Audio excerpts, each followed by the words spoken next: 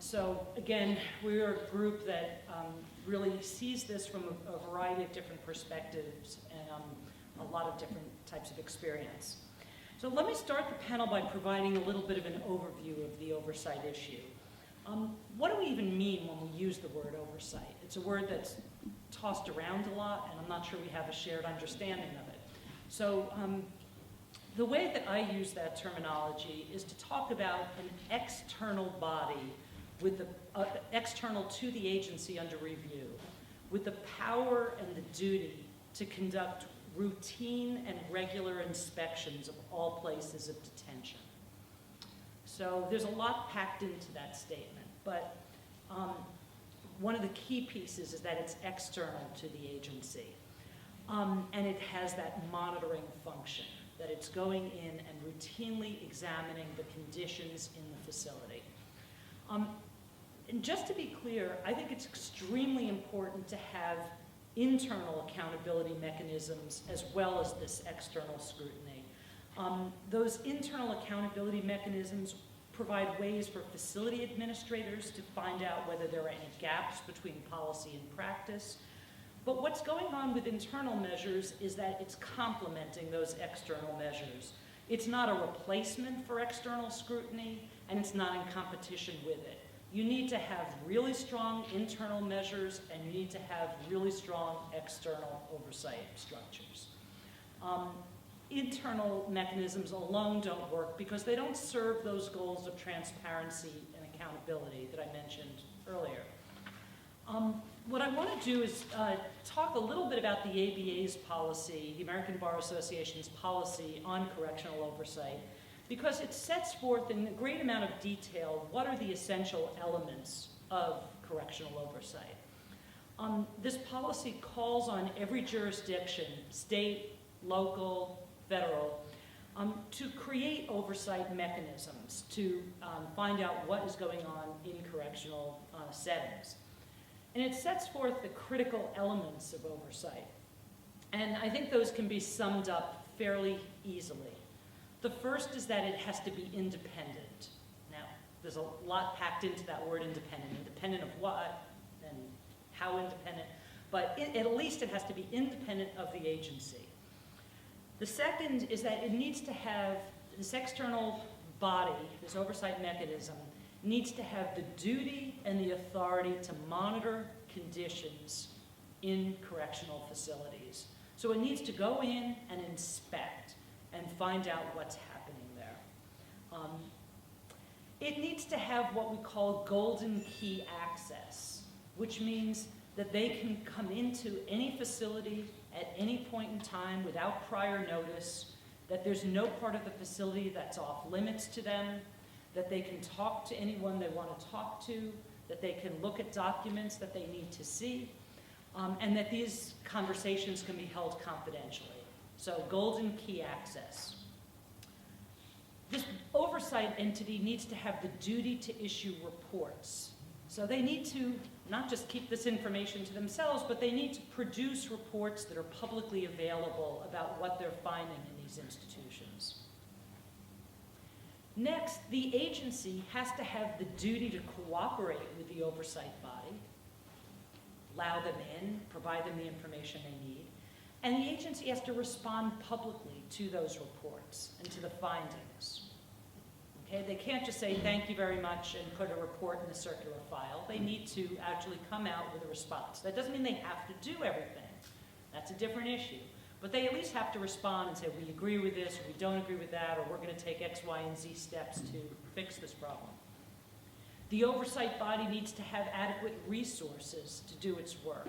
You can't have one person to monitor an entire system. There needs to be adequate staffing, they need to have office space, they need to have an adequate budget, transportation, that sort of thing. And finally, there needs to be a holistic approach to gathering information. This can't just be a checklist. Do they have a policy that does this and a policy that does that? They need to talk to inmates or detainees. They need to observe and write about what they observe. They need to talk to staff. They need to audit, find out what actually is happening. Are they following policies? There need to be lots of different ways of gathering information, complaints and finding out what's going on. So that actually sets the stage for what I think that we're talking about when we're talking about oversight. And with that background, I'd like to open up the conversation. Now, before we get into what ICE is actually doing on this front, I really want to examine best practices in oversight. You all have seen many different examples of oversight in the work you've done, and I want to get at what those best practices are. Dora, you've been both the overseer and, as you pointed out, the overseen. What works when it comes to effective oversight? Do you think there needs to be routine monitoring, as I'm suggesting? Monitoring, but again, I'm back to your in and out. It needs to start inside. So a system, a correctional system or a civil detention system, whatever it is, healthcare system, it has to have enough of its own infrastructure that it can do its job so that it can then engage at a professional level with others who are going to be evaluating how well it's doing its job. So they really have to be equals in terms of competencies. And my experience is sometimes that whether it's monitoring or more active forms of oversight, they're top down, and sometimes that's necessary, but it's never going to necessarily be sufficient. And so in whatever the mechanism is and all the conversations that leads up to it, it seems to me that we need to be sure, both from the inside and the outside, that the system has that capacity to evaluate itself, that it collects the data and knows how to manipulate, I don't mean that in a bad way, but to jigger it around till it gets as clear a picture as it can as to what's going on at that point in time. In essence, it needs to learn how to think for itself. And dialing back to early this morning, it means then that the organization needs to have a vision for what it would look like if it was successful. It's got to have, a well-articulated mission that's aggressive but achievable. And it needs to be able to enumerate the values that it's going to use to get from here to there. So it's not going to cook the books. It's going to figure out how to really make the stew and serve it up, just to torture that analogy. I think one of the better ways, some of the best practices, now speaking from the inside out, so as to be a partner with those agencies that provide oversight, is that some of the things that I've seen work, and they're as much maybe next practices as they are best practices, but they're informed by the evidence, is first going through an internal assessment process, ideally at least on an annual basis and more often if necessary, but wherever possible, finding and tapping into internal resources. So finding and celebrating and empowering your own subject matter experts. So if somebody excels at key control, then by golly, they're part of that evaluation process. And to move people from location to co-location, so where you have better practices, then peer-to-peer, they're being introduced and then adopted in those other facilities, achieving the same goal, of course, which is higher and uniformly higher performance. It also seems to me that one of the things that is catching fire, and certainly we're using, is what we're referring to as core competency assessments. That we're holding people accountable, but maybe the earlier question to be asking is, do they really know what their job is? And do they really know how to do it? And do they know what it looks like when it's getting done well? And, some of us might just say, well, they passed the civil service test, they got hired, they graduated from the academy, it's on them. But if at the end of the day what we all want is a high-functioning, successful facility and a high-functioning, successful system, then sometimes you have to double back and you need to make sure that everybody has what they need. It doesn't mean that there's forgiveness forever or anything of that sort, but if you really want people to do well, really have to roll up your sleeves and work along with them to get there. Just to follow up on one thing, your predecessor in your current job, Marty Foran, has said that he believes that external oversight makes us better, and it forces us to live up to a different level, and it always helps to have this external set of eyes on what we do. Would you agree with that statement? I wouldn't disagree, but I want to add something else to it. My own, so this is truth to power, so please be respectful of the candor that I'm sharing with you. My impression when I first rejoined New York City, where I had worked some years before, is that there was so much oversight and there were so many regular evaluations, and the department was so used to just waiting to hear what the SCOC was going to say, for example, that they weren't out there doing that work for themselves first. And it seemed to me that that was just all upside down, and that we ought to be the ones finding and fixing it first. And where we overlook something after we thought we had done a great job, that's really how to make the higher, better use of these additional resources. And so I think there's always benefit to having eyes and ears on you, but they're never a substitute for doing it as best you can yourself and doing it as often as possible yourself. Great, thank you. Bobby, you've seen lots of different models of oversight out there. What do you see? What have you seen both nationally, internationally, that you think is most effective as a model of oversight? Yeah, I just want to say that your description of external oversight is great for everybody. Just remember those words, and you'll know pretty much what it should have. And you touched all those important aspects. Particularly having enough staff, to do it. Having a golden key. I have a badge that allows me to go into Rikers Island whenever I want, and I can speak to anybody on Dora staff that I want. Or anyone in the population. Or anyone in the population, and I do it regularly.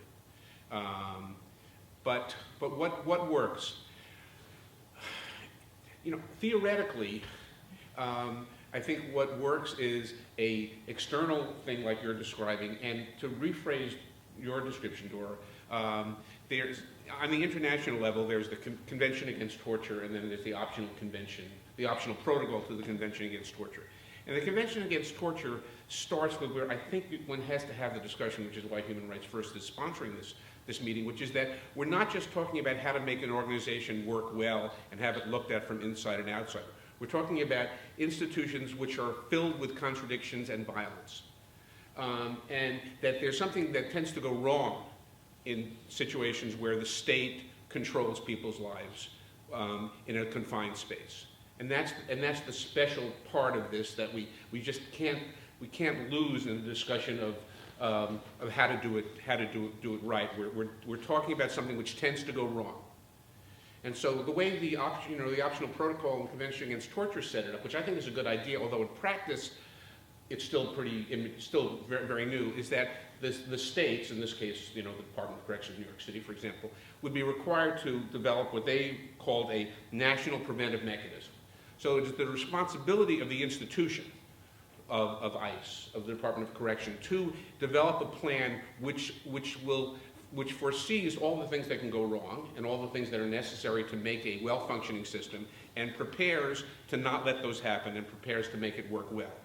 And then it has an oversight group, which in the case of the Convention Against Torture and the optional protocol involves other countries coming in to monitor your process. Now that's very hard to imagine in the United States. We are an international country, but we are quite parochial in our view of the value of other people's concerns. But I think that's something to remember.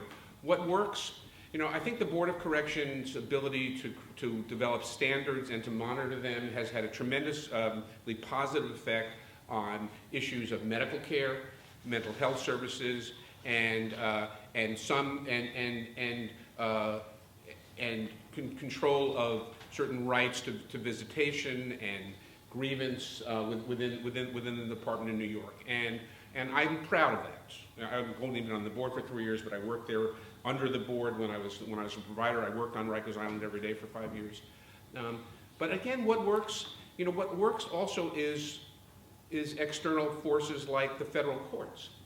Now, I'll give the ICE example here right now. I mean, the position of ICE up until a few years ago was, and it was described in an earlier panel, was that medical care was available to people, that emergency medical care would only be provided in complex medical care in emergency situations, life-threatening, limb-threatening, eye-threatening, and to facilitate the deportation of someone.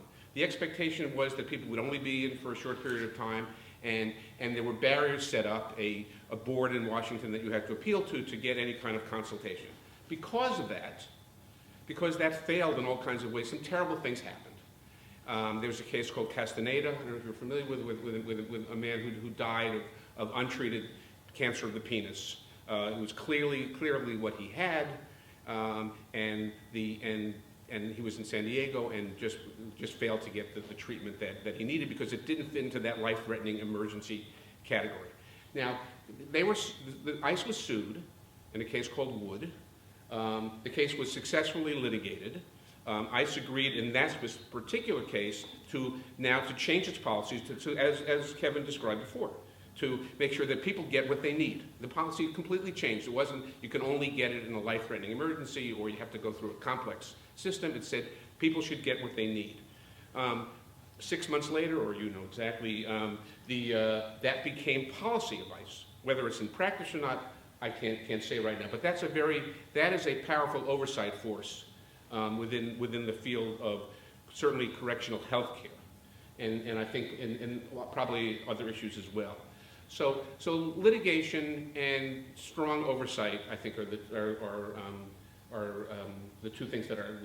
I'll just stop right now. Well, I think that you pointed out something very important, which is the distinction between preventive oversight and reactive oversight. And it's that preventive oversight that I am primarily interested in when we're talking about the monitoring process. How do you do routine monitoring, not because a problem has occurred, but because you want to prevent problems from occurring? And the federal court tends to get involved only gets involved after problems have occurred. I mean, when you were working in mastership, Mm-hmm. I mean, at certain points in this country, masterships become a critical role of ongoing chronic monitoring and remediation of issues, and they can go on for years and can be very important to the actual operation of the. Absolutely. Now, Brandon, the kind of oversight that you provide, the monitoring that you do, very much falls into the preventive category. So I was hoping you could talk more about that. And also, your organization monitors against standards. The standards are critical to what you do. You promulgate standards, and then you figure out whether or not the jails are, in fact, complying with them. Do you think that's an effective approach? As being employed by outside external oversight committee, my opinion would be biased. One of the things and one of the reasons that we were created in 1975 was to limit and discontinue federal court oversight into Texas county jails within the state of Texas. It was believed at that time, and it's still viable today, that Texans know best what is best for Texas. And as far as the standards that we promulgate, they come from several different areas, whether it be best practices that we realize should be incorporated into administrative rule. We also look at case law that has come out, Fifth Circuit, and of course Supreme Court. And we also go to the operators, the people that are actually working in the facilities, and the people that actually have to operate them on a day-to-day basis to find out what is working, what is not working, should something be reevaluated. And those standards are brought before a 9-member board made up of sheriffs and county judge, county commissioner, medical doctor, and private citizens for discussion. And at that point in time, they take a vote on it. It's put out there for public comment. So having standards that are reasonable and ensure safety and security at all levels, from a 2-bed lockup in far west Texas to 10,000-bed Harris County Jail, are very important. And one of the things that I'd like to touch upon is that you were talking about internal oversight as well. And we have several counties that have embarked upon that. whether they call them quality assurance teams or internal compliance. We've seen some of the larger counties that have capability to fund those sort of operations embark upon that, and they've had great success with it. And as that word has spread, other counties have traveled to them and tried to emulate that. So I think that the best situation that you can have is a combination of the external and internal, and that they work together and that they know what each is doing and how they can assist each other. Great. Do you see any pros or cons to using standards as the benchmark for what you're looking at when you go into a facility? You have to have something to begin with, and that is your benchmark. If we would go in there and everything was based upon personal opinion or our own experiences in the past, it would change from day to day. And that was one of the things that was trying to be accomplished whenever our agency was created. And that was, we had 4 districts within the state of Texas that the district judges were issuing conflicting rulings. And even if a county was trying to find out the best way to operate a jail that would provide a constitutional environment, they didn't know which one of the district rulings that they should be following.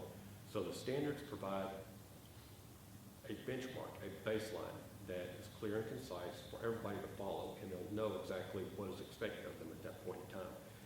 They can be rigid at times, and that will cause complaints to be registered with you, and then there will be times when people think that they have not gone far enough. And that's part of the give and take process of the promulgation of standards and everything that we do to ensure that everybody is being heard whenever they have issues during the public comment process. And we take all that into account, and the board is the one that will take all those comments, review them, and then at that point in time, they make that decision. It's just not a single person dictator style decision that is made. And just to follow up on this, I want to get Dora and Bobby to respond to this notion of standards and what the challenges are in monitoring against standards. And Dora, you've already alluded to some concerns about that and about operating under lots of different mechanisms. But what are some concerns you have about standards? Yeah, I think it's part of articulating that vision. I mean, the standard is the kind of the actualization of those expectations. The caveat to standards, and kind of jumping into the ICE conversation too, because it was ever present with most of the people I spoke to during my tenure, is that standards, depending on how they're promulgated and the ease with which they have to be amended, sometimes are the equivalent of being chiseled in stone. And certainly in the field of corrections, over the last 40 years, there's a whole body of correction case law that's been developed that really didn't exist in the mid-60s. It really started to come about, and so things are very, very different now, and the practice is better as a result of the case law that's come about, probably in part because mistakes that were made that the case law was created. So the challenge with standards is how to keep them current so that they always remain relevant and always are the standard, for excellence. There's been some very early discussion at the Board of Correction, because many of their standards were formed in the aftermath of the tombs being overtaken and Sing Sing, also undergoing turmoil at the time, and so this is just maybe one strategy for keeping things on the cutting edge, is to have a standard that speaks to best practices, which then becomes a vehicle perhaps for moving things forward without having to dismantle everything else. So standards as a vehicle rather than a confining approach? So, with just for ICE for a moment,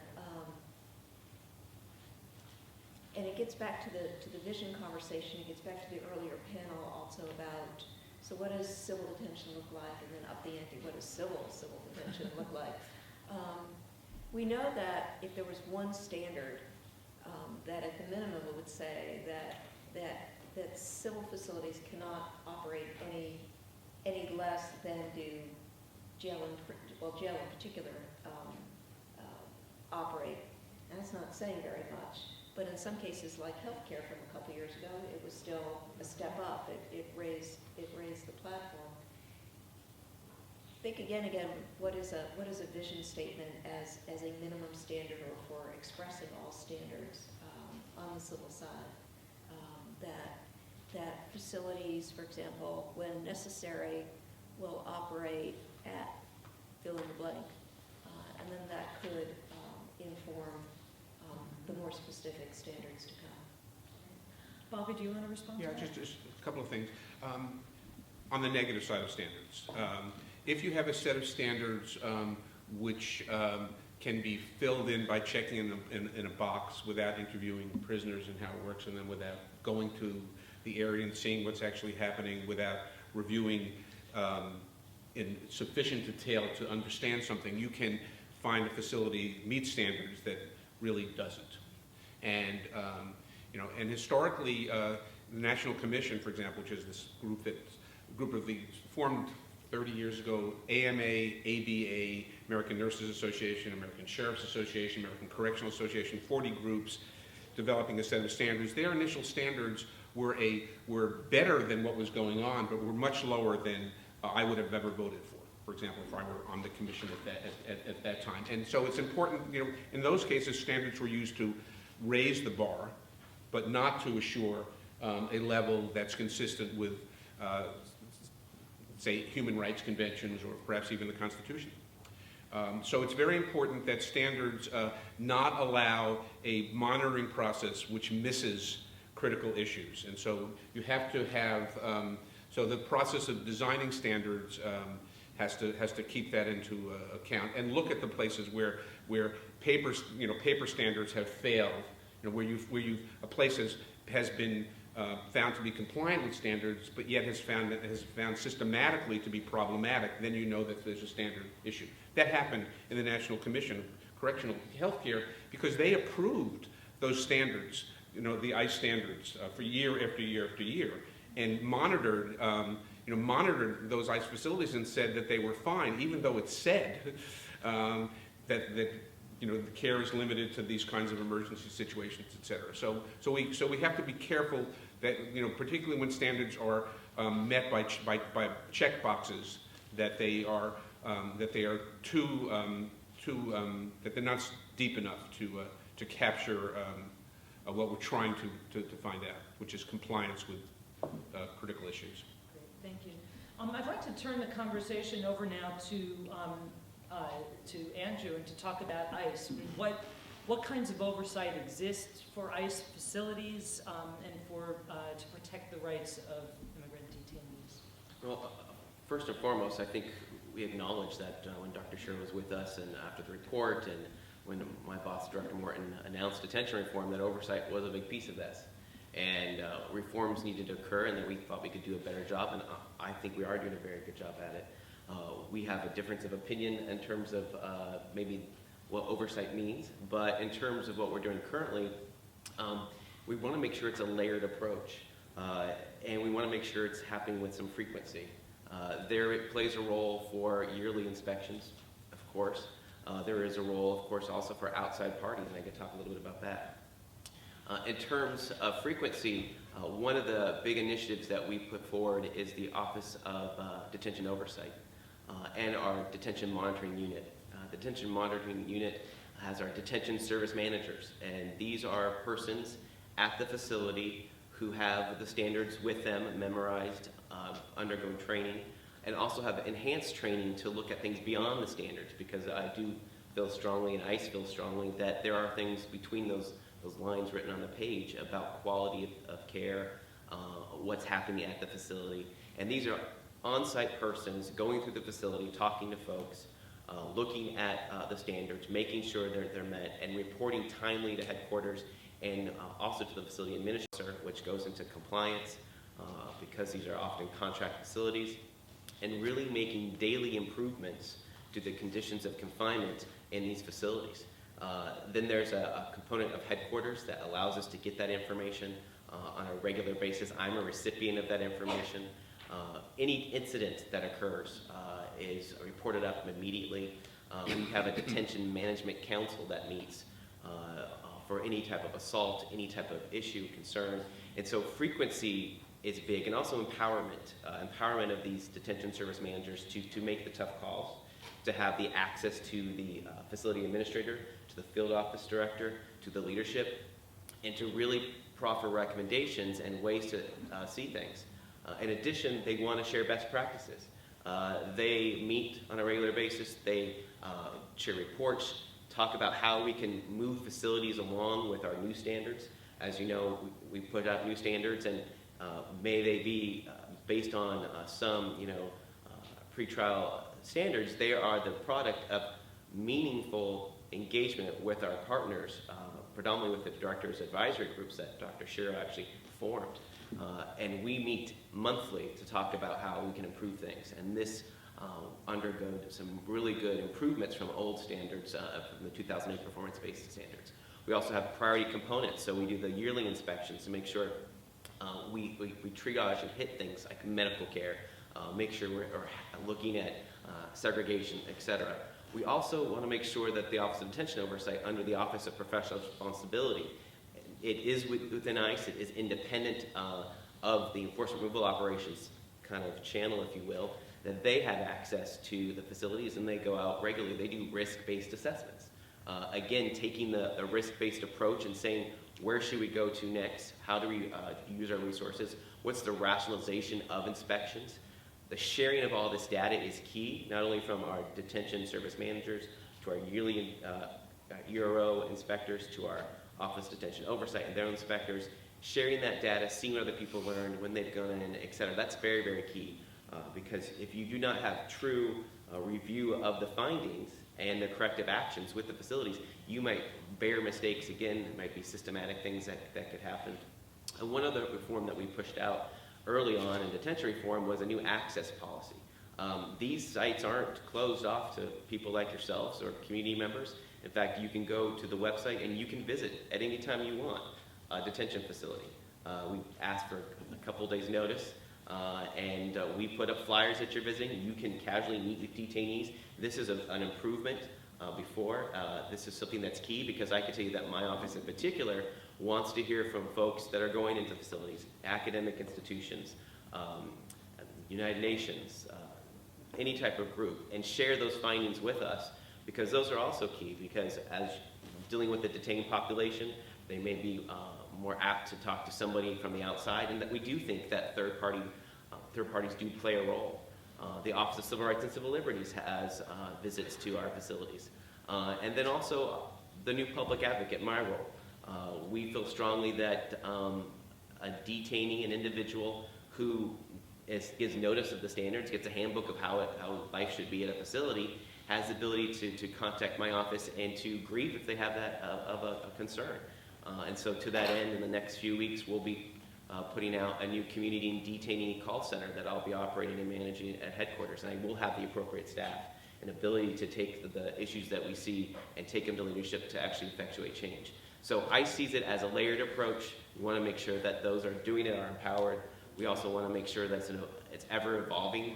There's no moment that we say this is the best system ever, that we can always help change the process to see what's going on in other places, see what best practices are from other institutions, hence our participation today, and me to be a active listener to take things back. But we do feel strongly that we are fulfilling the mission of adequate and robust oversight.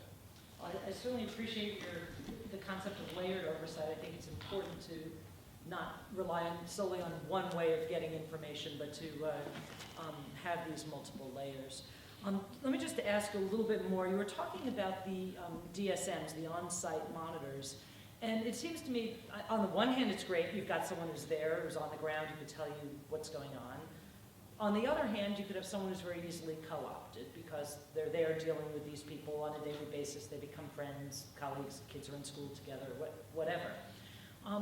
How do you guard against that co-optation? And let me give you a story to preface this. A Texas story that probably many people in the audience are aware of.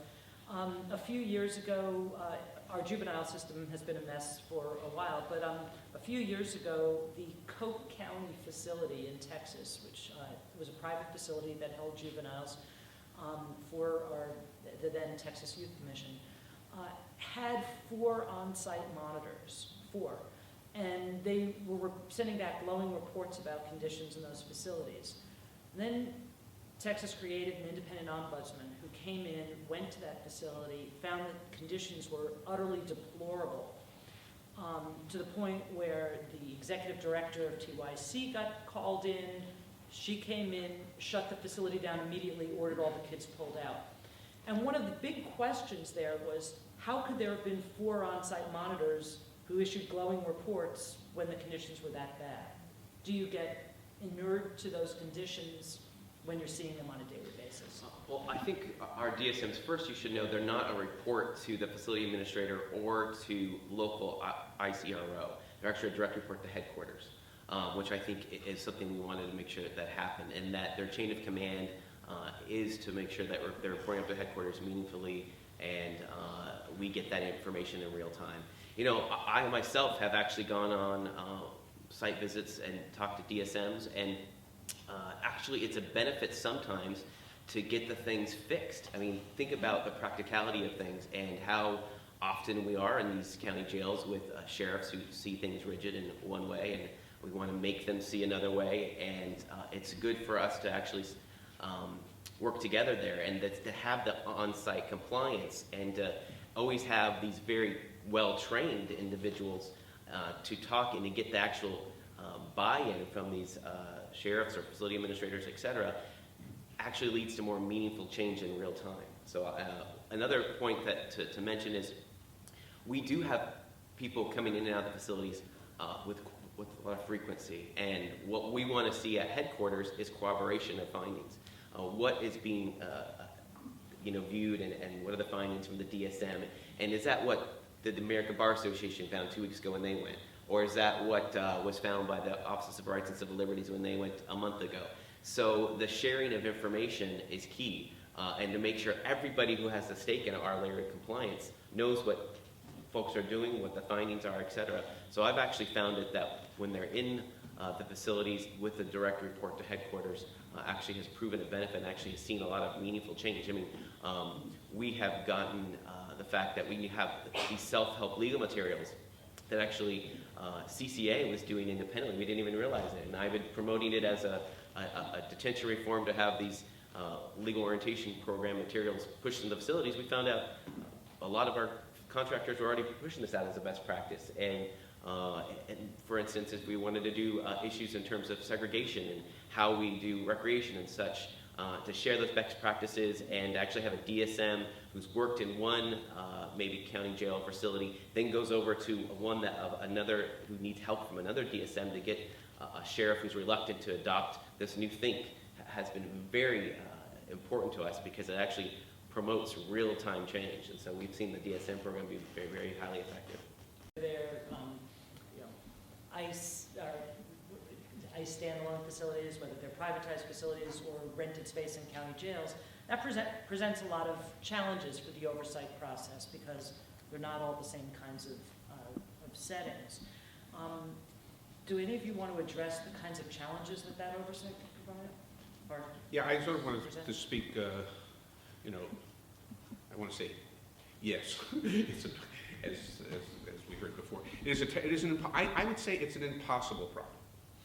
Doesn't mean you don't have to deal with it.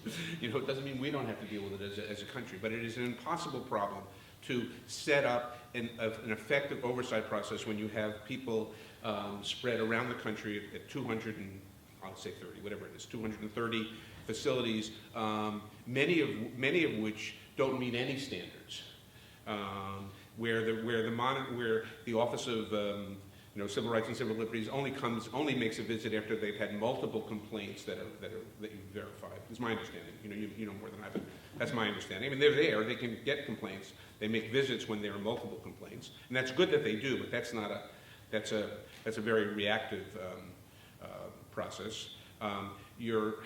you're contracting out, and I'd like to hear a little bit more about that. I understand you contract out some of the monitoring, right, to private corporations that review your facilities according to certain standards. We do use a contractor for certain part of our inspections. But they're so different, these places, and the interests of, as was described before, the interest, you have a certain number of things you have to do, and where you're going to make the money in these jails is by cutting corners. Now, everybody understands that, and theoretically, one can get a good job out of people if you're looking at them closely. But over 230 some odd numbers of places, many of which are jails which have been found to be terrible in retrospect. And I've read, Inspector General reports of facilities that ICE has pulled their people out of. But that was only after extended periods of time where ICE detainees were mistreated terribly, and that's a fault of the rapid increase in the number of people in the system, and the fact that you don't have places to keep them that you can oversee reasonably, and so there's no solution to it, I think, but it has to be constantly remembered when. I guess whenever you're comfortable, you have to remember about how difficult, how almost impossible, I would say, to monitor a system that's that widespread that you don't control. Well, I would say it is possible because it's occurring. I will say that is why we have robust standards, and that is why we want to make sure that we have compliance on those standards, and that's principally why we do have this layered approach, because we want to make sure that we do understand that there's different infrastructure, and we do understand that there are different types of facilities. This goes into our great training program for any of the DSMs, Detention Service Managers, goes into the training program even for our contracting inspectors, and also for the dedicated persons in the Office of Detention Oversight.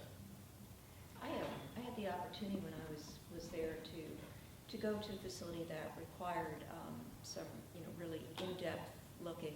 And I forget now, under the precursor to ODO, I can't remember what the unit was called before we switched. Doesn't matter, but yeah. It was same people, and they responded, as did senior members from the field office, and I was very impressed with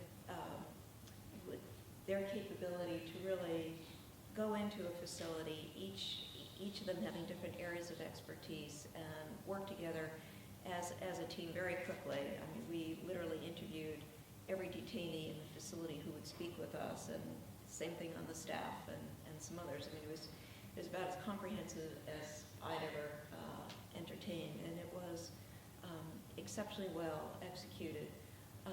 I think I'm going to double back to a point from the earlier conversation. As ICE and ERO in particular catches up with the kind of growth that Bobby and others have referenced, when you went from 6,000 to 34,000 in a very short period of time. In part, if the responsibilities can finish getting realigned, I think I heard Assistant Director Landry talking earlier that the bed acquisition is still a responsibility of the regions.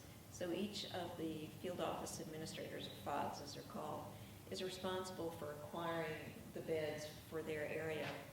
And that's a recommendation, and I'm sure it's still under consideration, but if those things can get lifted up, but when as a practical matter, when you're worried about having enough beds to meet your obligation to house individuals, and ideally to house them adequately, I think it can serve as a limitation on how fast you pull the trigger, and if they don't meet the standards, whether or not you give them, how much time you might give them to abate some of those conditions. But acquisition, I think, is better handled from headquarters.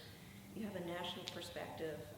You can align your arrest with your utilization, and also inadvertently you don't end up bidding against each other, as you're trying to acquire bids kind of on a line. So I think there's some additional things that are still underway that will strengthen the process. And one thing just to talk about in terms of compliance mechanisms, it is key that when we find any of these findings, whether or not they're on site or if they're going to be with a yearly inspection, that corrective action reports, reviews, actual real-time recommendations are implemented, that we want to make sure from headquarters perspective that's occurring. That does occur. I mean, that's something that Mr. Landy assists with, and we do have our Detention Management Council who actually looks into, you know, where is this inspection report, where does this fit in terms of a long-term use of the facility, what is our ability, which we do have under some of these contracts, to actually levy fines. And I think it's been stated numerous ways. We feel strongly that contractors do want to serve the purposes that we've asked them to serve. And if we say we want these standards, and this is why we're giving them a certain bed day rate, that they'll be in compliance with that, and they have incentivized to actually correct their actions. And we have seen, and we have used in numerous ways to get them to comply, including drastically, which is, you know, pulling out, but also, you know, drilling down with them on how we can actually make meaningful changes, get these corrective actions plans done, or hitting them in the pocketbook, which is something we have done, and we do it on a frequent basis. One other point about transparency, you know, through my website, you can go to the FOIA reading room. Many of our inspection reports are on that reading room. We do not try to hide the ball here when it comes to these reports. We do think it's good for the community and for the public to know what findings there are, because I think it's key to make sure folks know that regardless of who's doing it, and we do have, you know, again, the layered approach, to see those results, to see them there, is something we have put on the FOIA reading room within the last, you know, couple of years. Brandon, we were talking about oversight of jails that hold immigrant detainees. That includes jails that you monitor. I was wondering if you could talk about some of the challenges you've seen in the jails that hold both populations, both Texas jail inmates and immigrant detainees. What kind of issues have you encountered? One of the things that we hear from the operators, whether it's the privately operated facilities or the county jails being operated by the county, is that with the different requirements, for example, we require rec be offered 3 times a week. I know some federal contract requires it 5 times a week. Whether it's ICE or the U.S. Marshals or BOP, whoever they're housing, they have to deal with the different requirements in the contracts. And you will, from time to time, during the course of an annual inspection, when you're walking through talking to the inmates, they will complain about the fact that the cell block across the hall is getting more rec than they are, or they get more multi-purpose time, more services being provided. And most of those are being required by the contract that the county has signed in order to be able to house those federal inmates. And that's one of the things, the standards that we have to recognize is that they are minimum standards, and some counties will strive just to meet the minimum, and they're not going to offer the county inmates the same level of services or the same number of rec periods that they're required to offer the federal inmates. So it can cause some instances of inmate complaints being filed from time to time, possibly assaults, because everybody wants to have the same rights as the other inmates in there. And I guess it would be difficult for us to weigh in on it one way or the other. We're just there to ensure that the county jail inmates are being provided what's required by minimum standards. So it's a challenge for the operators, but I think that Andrew hit upon it. They can, choose not to house those types of inmates. They are being reimbursed for that, and there's an option. The federal government does not go in there and say, you will house my inmates. This is something that they take on their own will, and it's something that they know beforehand. So it just makes it a little difficult from time to time for them. Bobby, we hear so much about healthcare problems that arise for immigrant detainees. I'm wondering whether the healthcare context, whether healthcare issues need a different kind of oversight or an additional level of oversight than just regular conditions issues because of that. How do you create a system of quality assurance in any institutional context? Well, I think you do need specific standards around healthcare, and I know that ICE has been developing newer standards in response to recommendations by the advisory groups. I was briefly on one of those advisory groups, and in general, there is some responsiveness to the recommendation. There's some of the things are difficult to do. I think it's very difficult to have key to a correctional healthcare system is the intake evaluation. And when the intake can be taking place all over the country, including facilities that may not have decent medical care for their own detainees, in an IGRA relationship, that's a potential problem. Although you could develop clear standards, I think, on what should involve in intake, but then the analysis of that would require on-site review of medical records as well as the policies of the institution. So it's not just a matter of standards. I mean, there's a level of looking at a particular case and figuring out whether that individual was provided with adequate care, which is something that goes beyond standards. It cannot just be paper standards, which I think is good and problematic, because outcomes could end up being a piece of paper, rather than looking at the good and the bad things that happen that make up that average number on outcomes. So you need to have interviews with prisoners, and you need to have reviews of records to do a decent kind of quality assurance. And it has to be done internally.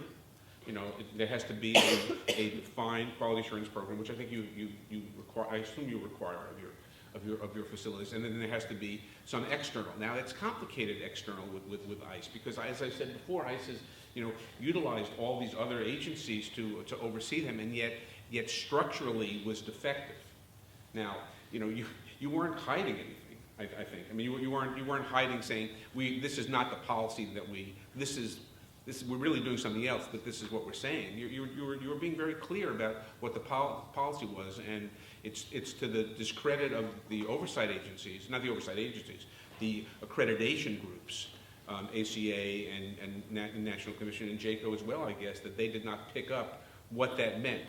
But that's because people don't, particularly, National Commission and ACA differently, because they are expert at this. But, it's hard to go into prisons, I think, and it's complicated to get the records, and it's difficult to do it all within a reasonable period of time. But it is a complicated issue, and it really does require chart review, and it requires a standardized medical record. At this point in the early mid-21st century, ICE needs to have a standardized electronic medical record that can be reviewed, anywhere.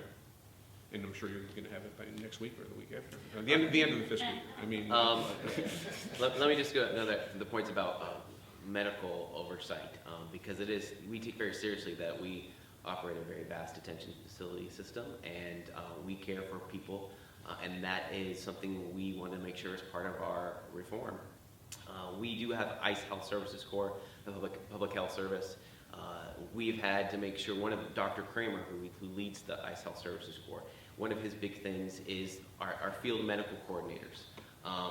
To ensure consistency across the network of facilities, regardless if they're public health serviced facilities. So those field medical coordinators are actually going into what we call intergovernmental service agreement facilities, IGSAs, those contract jails, etc., and doing quality of care reviews, exactly that. What are their qualifications? Field medical coordinators, they sometimes can be physician's assistants, they could be doctors, they could be nurses, clinical social workers. They can be social workers? Yeah, there is a wide array. That's a criticism I've heard, that some of the people within it are not really competent to review medical records. Just as. I haven't actually heard that until today, but I heard it yesterday. So this is something I think that is key. I will to Bob's point about the electronic health record. That is happening actually in the next couple of weeks, and we're pushing that out. So I'm glad I can announce it today and let the panel know about it, because it's important. You're seeing that in medical care already. I mean, we don't want to get into healthcare reform, but the fact that there's efficiencies with this, not only from a data perspective, but for real healthcare, and we have seen this.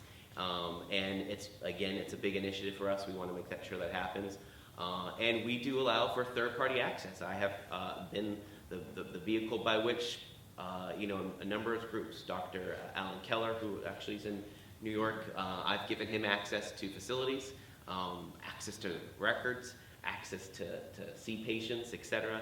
We've worked with groups like the Women's Refugee Commission on mental health reform issues, having them into the facilities. I've actually never turned down anybody who's asked a request to do some of these things, and I make sure we get the access they need. That's part of the job of my office as a public advocate. So all these do play a role. Quality medical care, not just simply from a detention service manager, who is aptly not appropriate probably to look at the medical care issues, and that is one of the standards they will review in conjunction with the field medical coordinator. So these things are key, they're pivotal, and we believe we're trying to make some steps. Again, it is not a perfect system. I'm not here to tell you that. Obviously, we learn from our others on this, but we are making meaningful improvements that are affecting the daily conditions of confinement for those in our population. Dora, one thing I wanted to see if you could respond to is what kind of special challenges exist when you're providing oversight of private companies? Do they need a different level of oversight, and if so, what do you do differently? Good question. I think it's going to vary, not just company to company, but facility to facility. What we saw on the correction side, and Brandon, you may have a similar experience, sometimes the extent to which a private jail or a private prison ran well or poorly had everything to do with the person who was picked to be the warden. And if you had a competent warden, the chances were most things ran pretty good most of the time. It's not as simple as that, but at least a lot of issues that could have become bigger were usually nipped in the bud. I think at the end of the day, the core responsibility continues to rest with government to provide a safe and secure setting, as well as whatever standards are added to that. And so to some extent it's really irrelevant whether it's a sheriff's department or a private provider, even individuals or groups with sterling reputations, that things can still go bad, and that we own it, we the folks in government, and so we need to be ever vigilant, just as we expect the providers to be vigilant. One thing if I could, just to piggyback on the previous conversation and Bobby's comment about there are different kinds of outcomes, and so I guess in my world we call them outcomes and outputs. So, it's not how many of something you fill out, but what's the end result of it. Another example of one of the things that we had considered in the early days of the reform is, and it goes to the transparency issue as well, and it's healthcare, were deaths in detention. And so you had mentioned, for example, the example of Mr. Wood. And so one of the things we did early on, and quite frankly, it was a little bit of a scramble because record keeping was decentralized, is to actually establish, going back to its inception, how many deaths in detention there had been, but then up the ante, and we did that ourselves by committing to maintain on the website a list, and it's updated on a real-time basis. So although deaths are infrequent in custody when they occur, they're announced publicly, and I think that happens as immediately after next of kin is notified.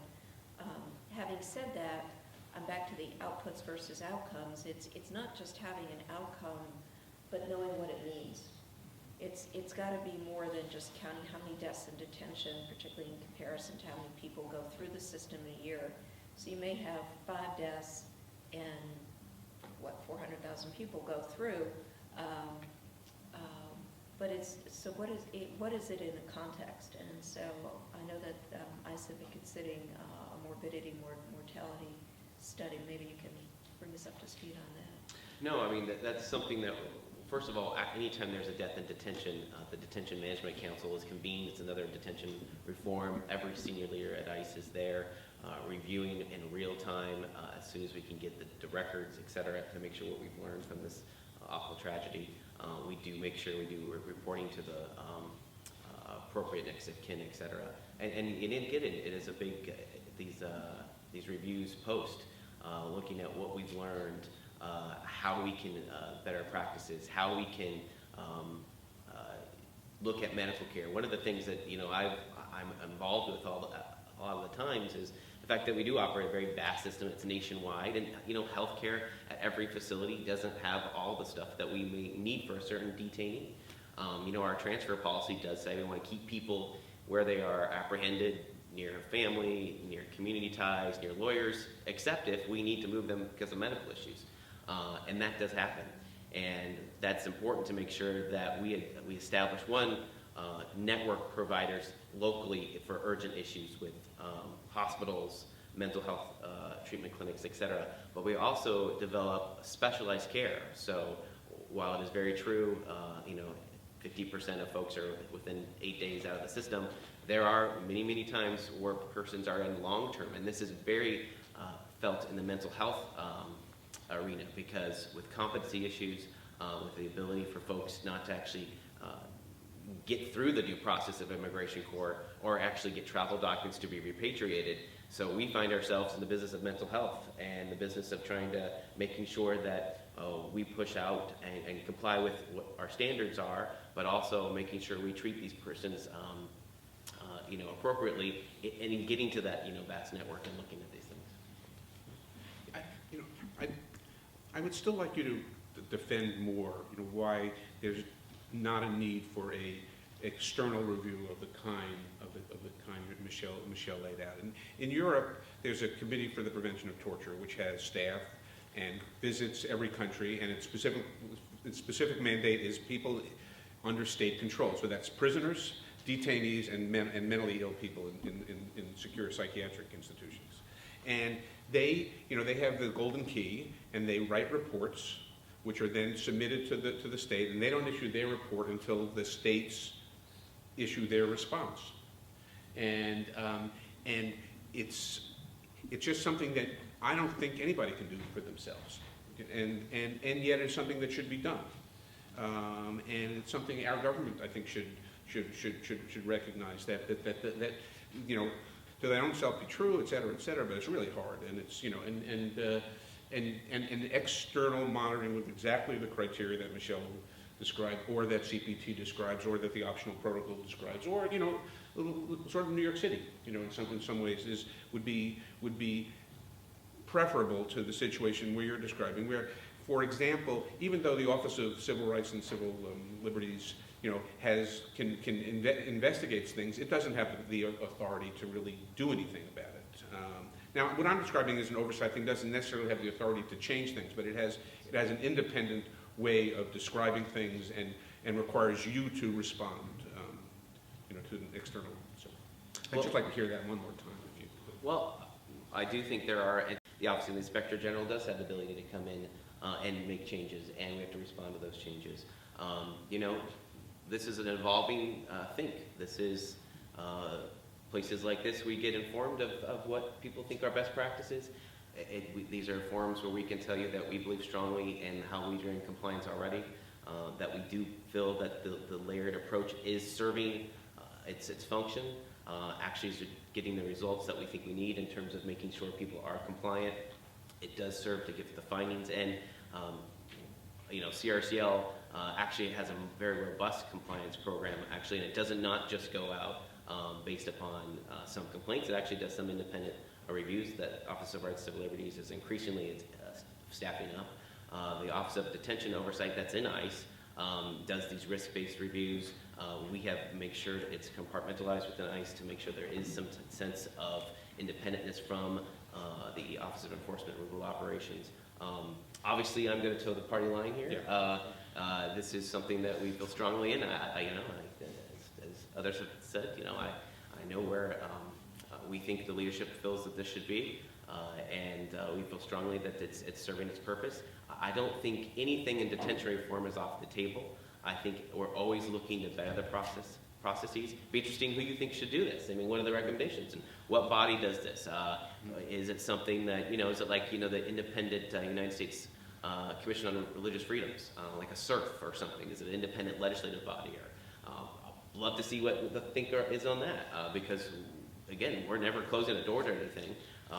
We believe strongly that we're fulfilling the need, and actually we've been, a lot of our reform has been dedicated to oversight and compliance.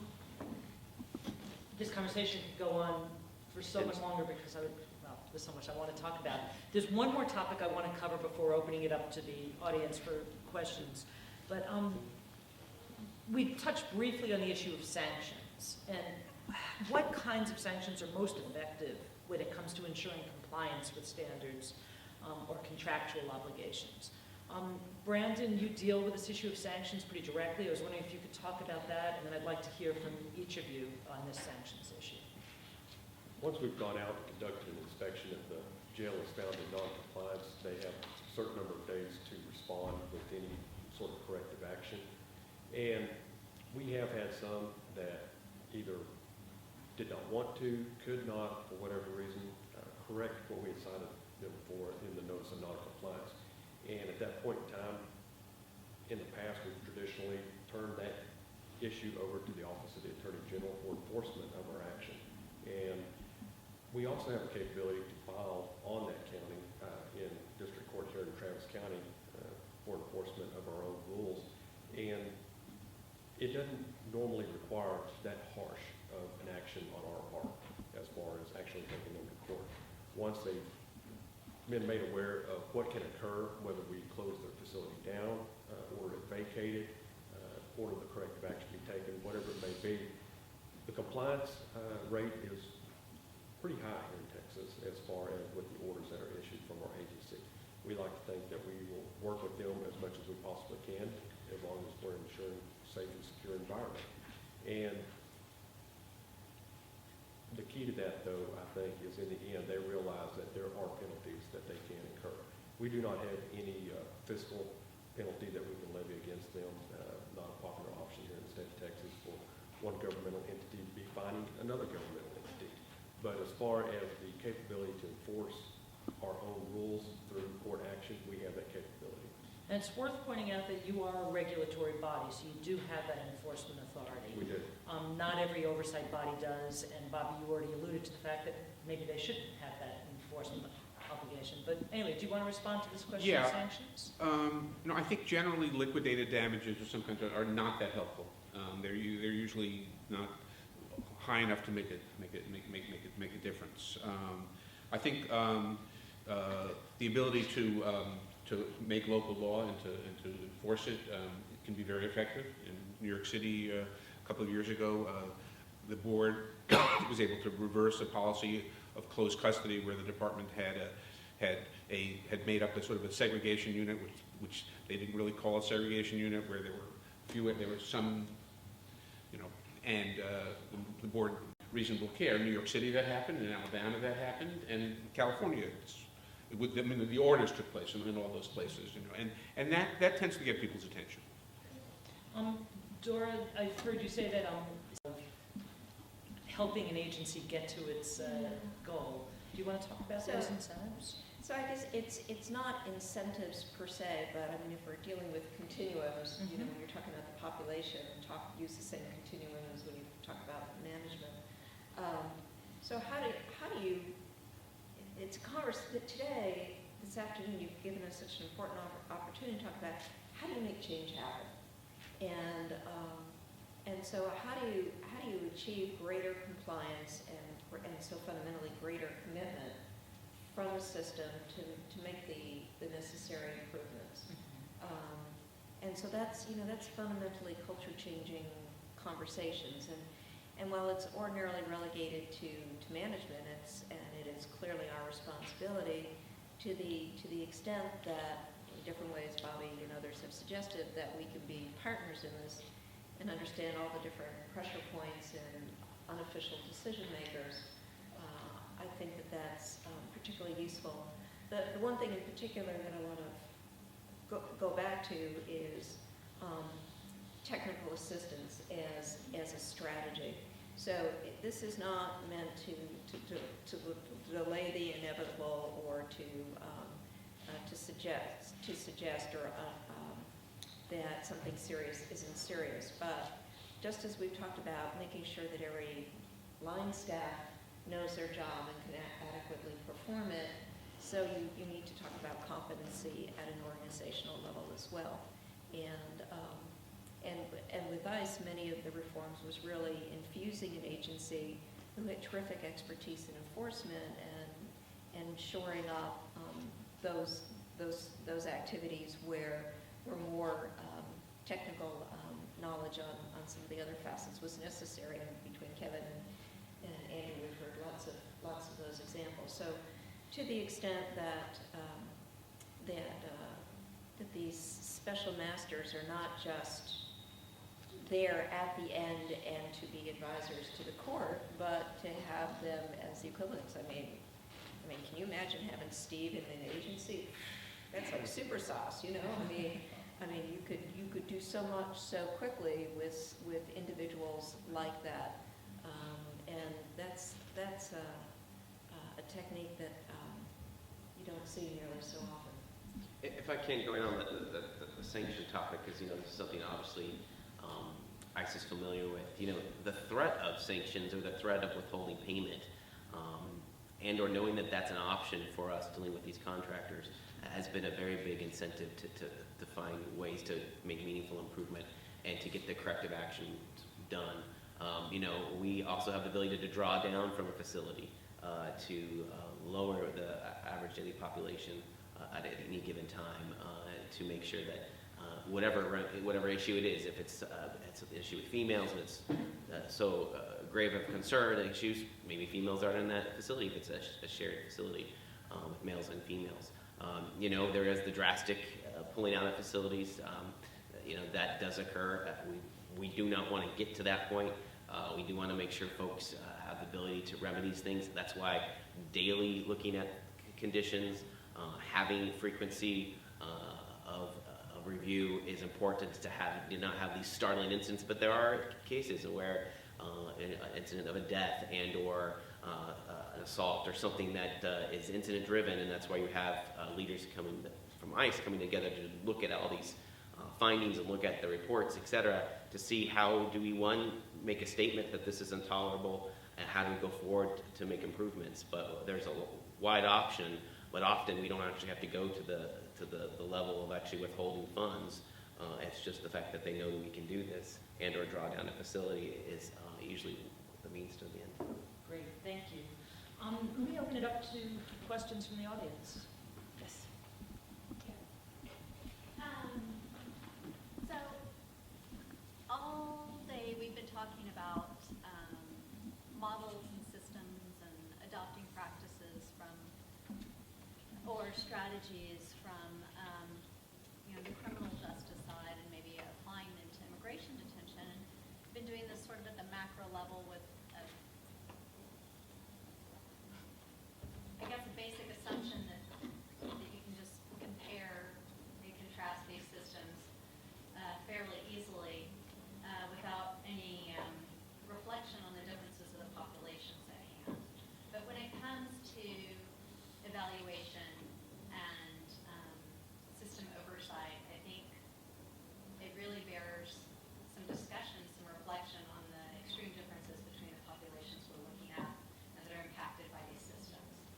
And the experience of immigrant detainees. And immigrant detainees, as we all know, they have no right to counsel. They have no right to legal representation. Many of them have no access to legal representation. They may or may not speak the language of everyone around them. Many are linguistically isolated. They're socially isolated. They may or may not come from a country that has any rule of law, so just even the concept of our processes are foreign. And so if we're talking about building an evaluation structure that incorporates the experience of the detainees in the evaluation process, I think getting access to their voices poses a challenge that may not be directly comparable to detainees in the criminal system. Just as an advocate from my own experience, I've been in lots of detention facilities. Most of the ones I've been in now are actually, because I work mostly with minors, they're now facilities that are contracted by HHS under the new system instead of DHS anymore. But the experience of my past experience in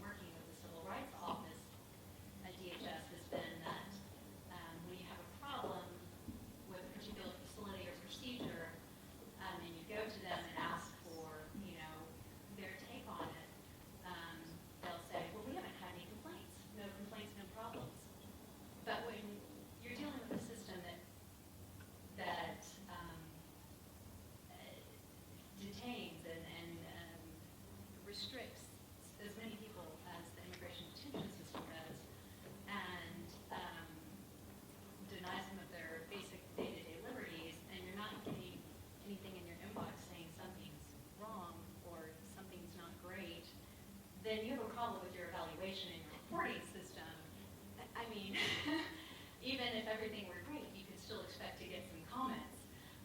So if you're not getting any comments, there's a problem there. In my experience over the years, the office has not recognized that as an issue. Liz, can we get to a Yeah. question? Yeah, sorry. So I would like to hear from the panel what their reactions are, their thoughts are on changes that maybe need to be made to some of the models they suggested. It seems like what Mr. Cohen is suggesting.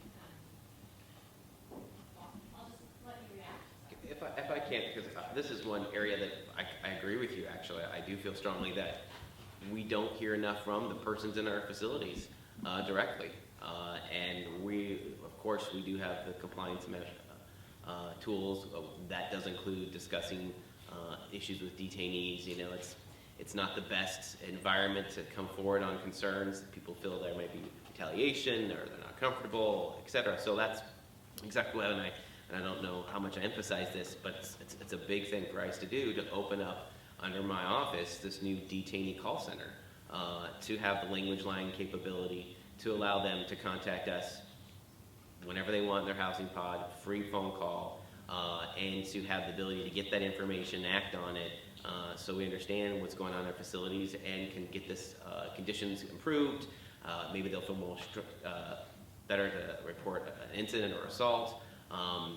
Maybe they'll come forward and let us know on that phone line about a vulnerability that they maybe have a child that they didn't tell ICE about before, or their primary caregiver, or they identify as transgender, whatever it may be. So we do think there actually is a role for this, and that's why the director's been very supportive. You know, and when I've gone around and hold detainee town halls, it's the biggest thing I hear.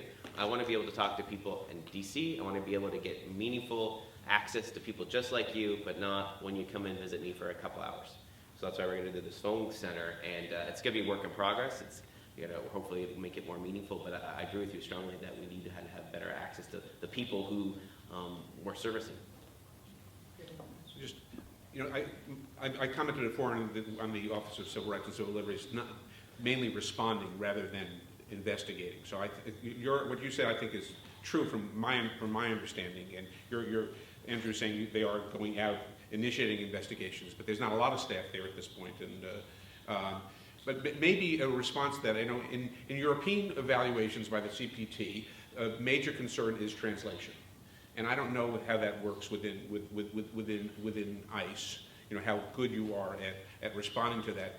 But developing a grievance process, which is powerful and supported perhaps by external monitors, maybe some way to address what you're asking for. I think it's very important. And grievance systems in correctional institutions can be terrible.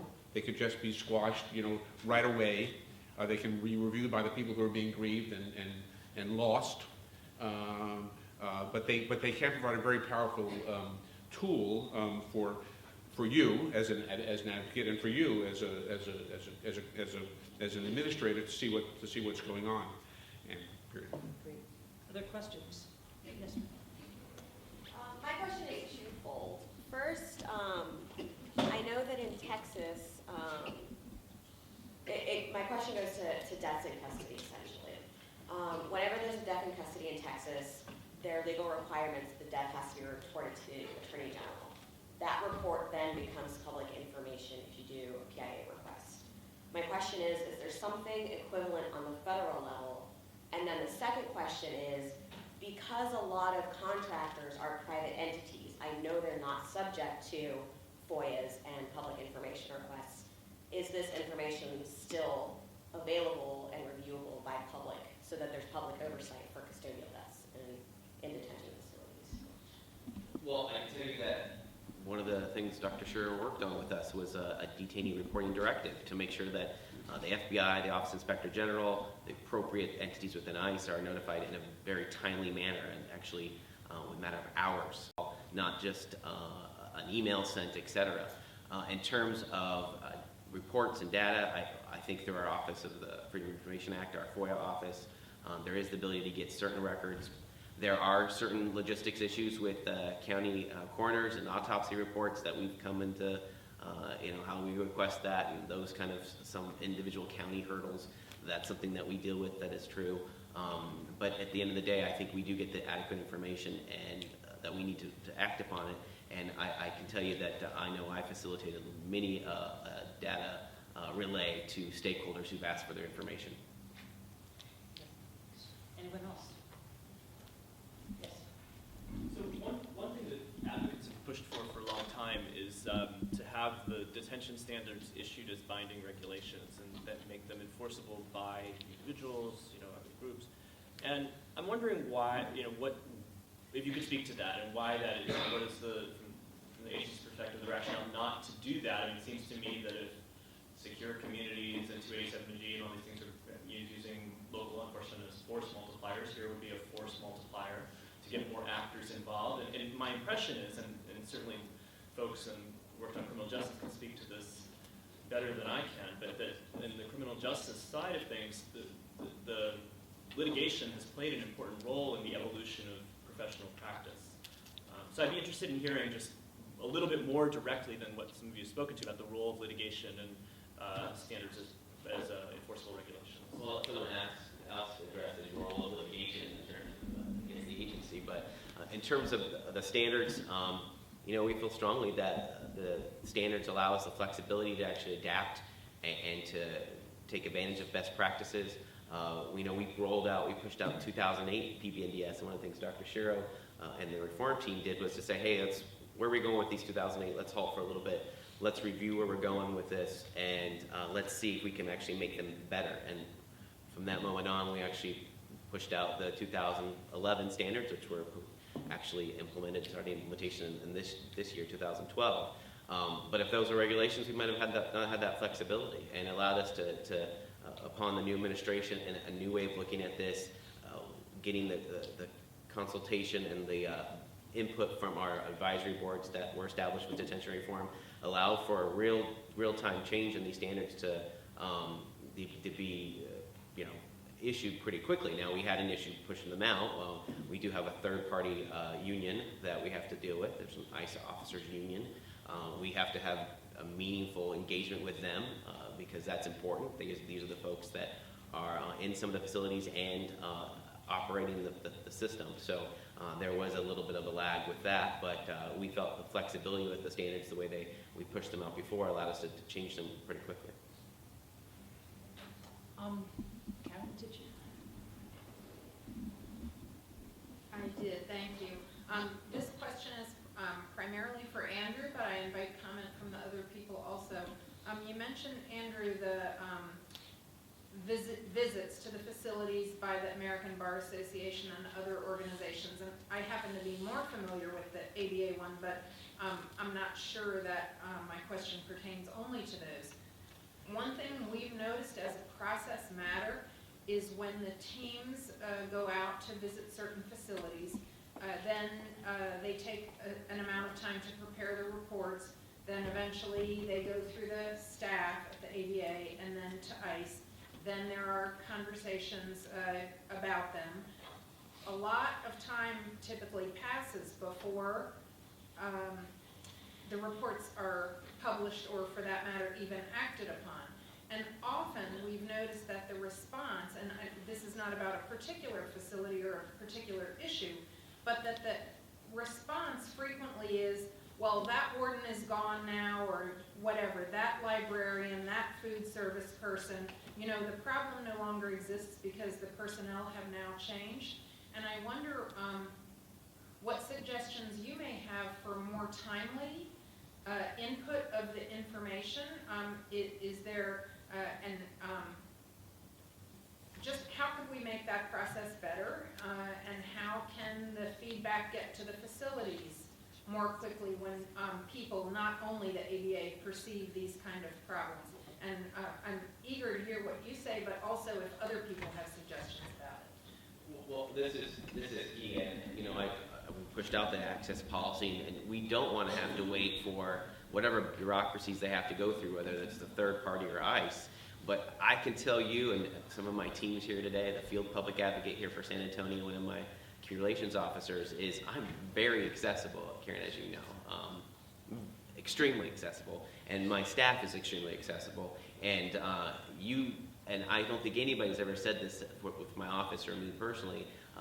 If you come to me with a concern, it's going to get looked at in real time, and that is what the director said. You know, Andrew, we're going to get you some real staff to do this. We're going to get you people in the field to help you, and your office is going to have this intake. So we have the public advocate intake mailbox on the ICE.gov. We're doing a comprehensive inquiry complaint form that will be routed to our field public advocates immediately, allows for headquarters review. You don't have to wait until the ink's dry on the paper to get things to me, and we've acted pretty quickly. Now, sometimes, you know, I'm not seeing every piece of paper that's being pushed out, nor some other things, and there may be times that responses are less than what you want to see, and that's, again, come to my office, say that we're not getting meaningful responses, and we would like to see some change here, and I'm an open door when it comes to that, because I do feel that the places like the ABA, the United Nations, human rights first, they play a meaningful role in all this. It's important that folks get out into the facilities and talk to you all, because you get more buy-in than maybe I do, or someone who also is part of the institution. There's institutional fears, etc. And so that is why we want to make sure you have the access and you can get out there. Great. I'm going to need to stop the conversation in order to keep us on schedule and so that Dora can make her taxi. But thank you all to this group for a very, very interesting conversation.